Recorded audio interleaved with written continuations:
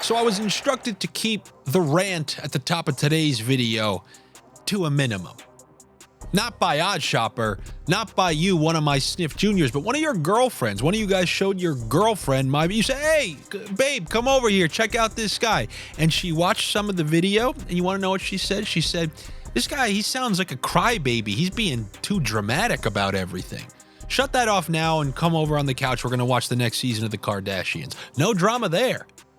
But I just want to say, many times I go down into the pits of the comment section, because sometimes you get some hilarious stuff. Like last night I saw this guy's got big sniff energy.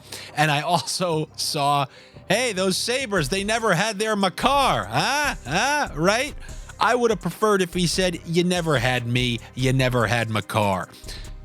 When I'm on social media, sometimes I see people, they get destroyed by the gargoyles, and it makes them quit what they're doing, stop what they're doing. There's the classic, the milkmaid lady, the AT&T girl who went on Instagram Live. All of these milk and milkies comments and milk wagons and all of that, it hurts my feelings. But then I saw this poor girl on Twitter. She's like trying to be a devil social media girl, and she uploads pictures from the game and reaction videos and players with the picture. And then she tweeted like, hey guys, I'm not going to post anything for a week. I was reading a bunch of the comments and they're so mean and I just need to take some time away. So the overwhelming majority of scumbags have now dissuaded this poor 15-year-old girl who likes the Devils to not continue to do what she's doing. So every once in a while, we want down there who is part orc, and that's me. I have part orc blood. I'm like that guy in Underworld who is a vampire and a werewolf. I'm a daywalker, and sometimes I have to go down there and start drilling some of these people. And then to the guy, he's upset that I come into the videos with energy. He said, man, what did you snort before filming this video? You know how Bon Jovi said, you give love a bad name? Well, I give sniffing a good name. You get one chance to make an impression with people. I don't know how you drag your leg into work like Igor. I don't know how productive you are. But there are Westworld searchers who watch these videos, and a Westworld searcher is somebody who logs onto YouTube like a regular guy and types NHL Bets, and they click the first video, which is often me. I got about 3 minutes to convince this person or excite this person or entertain this person. You want me to start like you?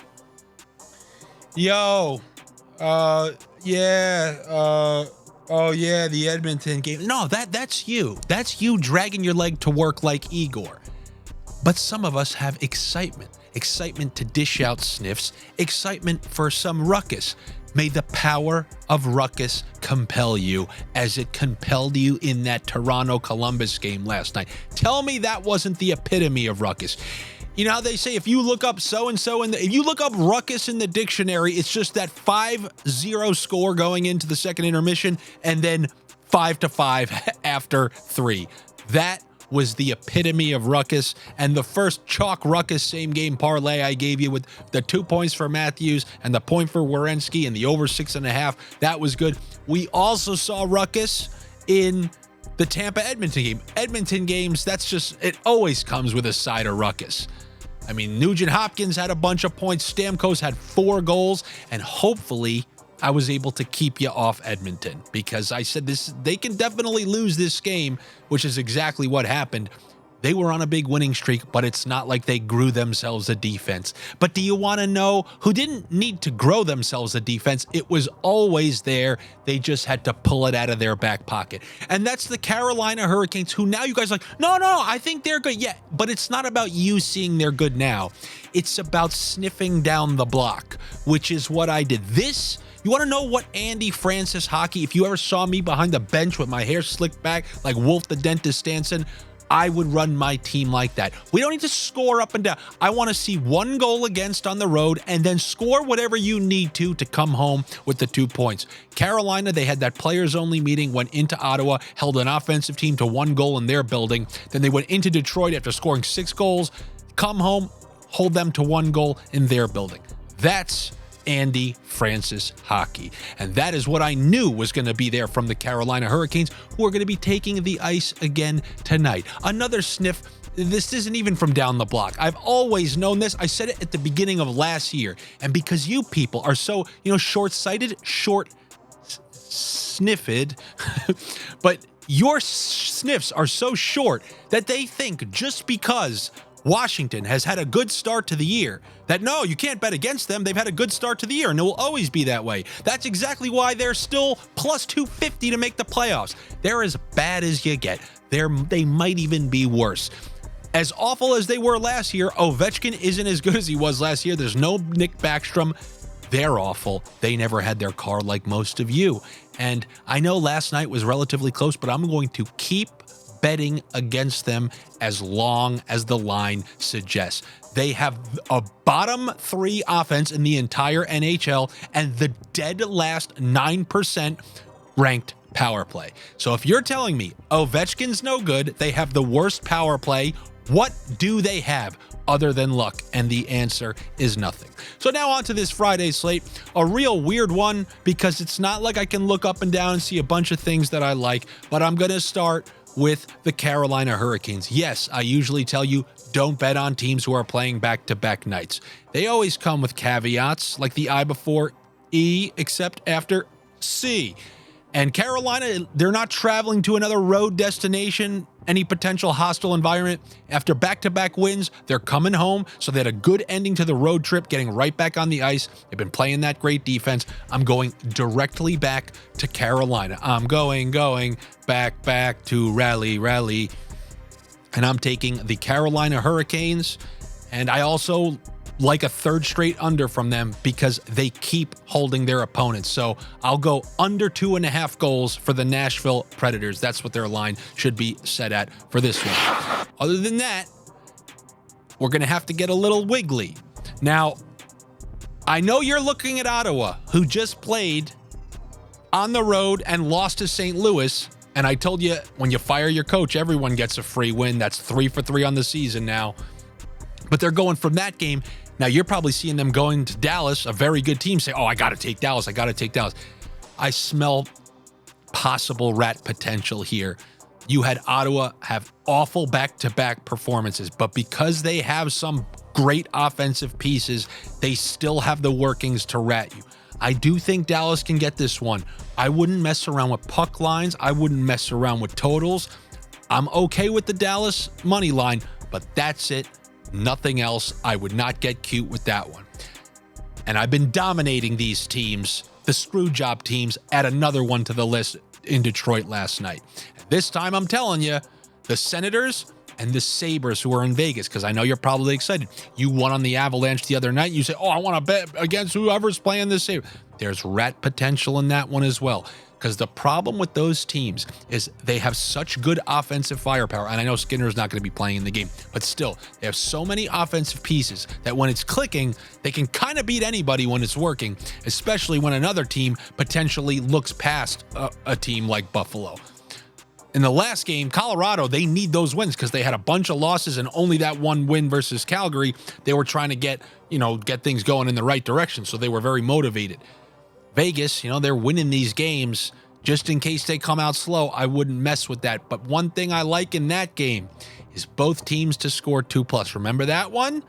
It's an OG special. Both teams to score 2+. And I also like that in Arizona and the Sharks. Both teams to score 2+. You put those two together, that's a plus money bet.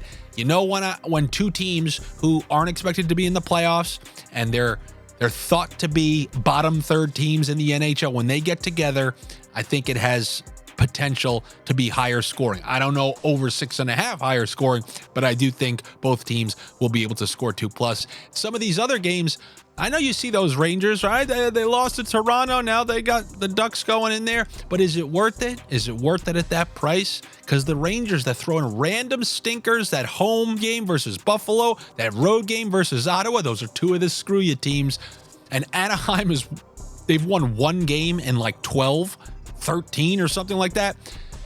So if you want to take the money line, what I really like in this is Mika Zibanejad to register a point. You can do his shots on goal, but I think he's had points in 8 straight or 8 of 9. And that one-timer is really starting to find the net on the power play. I think he got one in last game, one in the game before that. So I like Zibanejad to get a point. But you know what you can do if you like the Rangers in this. You take the Rangers by 1 just in case it's a close one like that Isles game was. Take Zibanejad for 2 points. He's got the hot stick. You can do that over at Bet Rivers. You take those 2, and you're getting a great price on the Rangers if you want to do it that way. And if you click the link in the description of this video, you go over to Bet Rivers. Your first bet over there is going to be risk-free up to $500, $250, or $100. It just depends what state you're in. So click the link down below, and it will take you there. And as always, remember, if you or anybody you know has a gambling problem, please call or text 1-800-GAMBLER. So I like Zibanejad in that game. In the Islanders game, they're playing the Sabres. I know we've taken advantage of those Islanders overs,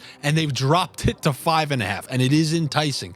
The only problem is with that, if they don't have Zacha or they don't have McAvoy once again, I don't know if the Bruins are going to do what they did with the Devils. They may just try to get a 1-0 lead and defend it. And the Bruins can dictate play a lot.